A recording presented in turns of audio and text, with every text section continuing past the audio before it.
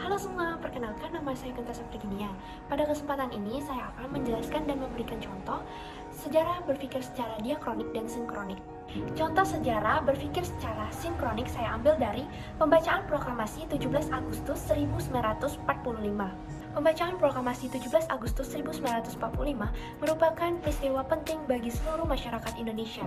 Peristiwa bersejarah ini terjadi di Jalan Penggagasan Timur nomor 56 yang sekarang menjadi Jalan Proklamasi.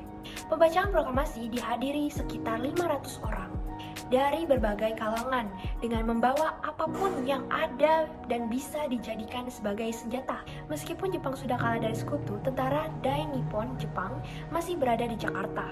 Namun, suasana di Jakarta tetap kondusif. Sebelum dibacakan di kediaman Soekarno, proklamasi rencananya akan dibacakan di lapangan Ikada. Namun karena takut terjadi pertumpahan darah, lokasi pembacaan akhirnya dipindahkan. Akibatnya mereka datang terlambat dan mereka menuntut pembacaan ulang proklamasi.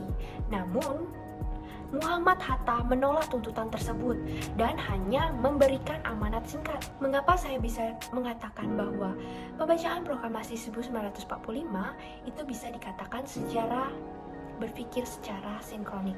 Karena menurut saya terdapat konsep ruang dan waktu serta menguraikan berbagai aspek seperti aspek sosial, ekonomi, politik, dan hubungan internasional dan lain sebagainya. Sedangkan contoh sejarah berpikir secara diakronik saya ambil dari pertempuran Surabaya 27 Oktober sampai 20 November 1945. Kronologi terjadinya pertempuran di Surabaya pada tanggal 27 Oktober sampai 20 November 1945, yaitu pada tanggal 25 Oktober 1945, tentara Inggris bersama dengan Nika berhasil mendarat di Surabaya. Pada tanggal 27 Oktober 1945, setelah terjadinya insiden perobekan bagian biru bendera Belanda, terjadilah pertempuran pertama Indonesia melawan tentara Inggris. Pada tanggal 29 Oktober, terjadinya gencatan senjata antara pihak Indonesia dengan pihak tentara Inggris. Pada tanggal 30 Oktober 1945,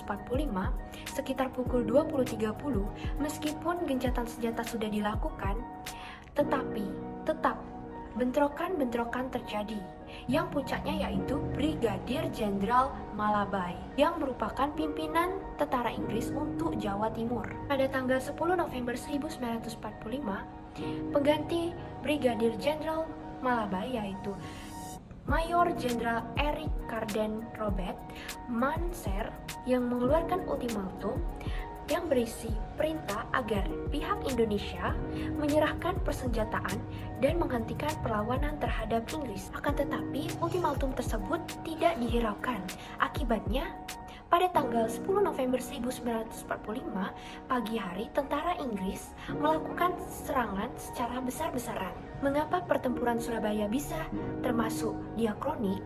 Karena membicarakan suatu peristiwa pada suatu tempat sesuai atau berdasarkan urutan waktu terjadinya. Demikianlah penjelasan dari saya. Terima kasih. Bye-bye.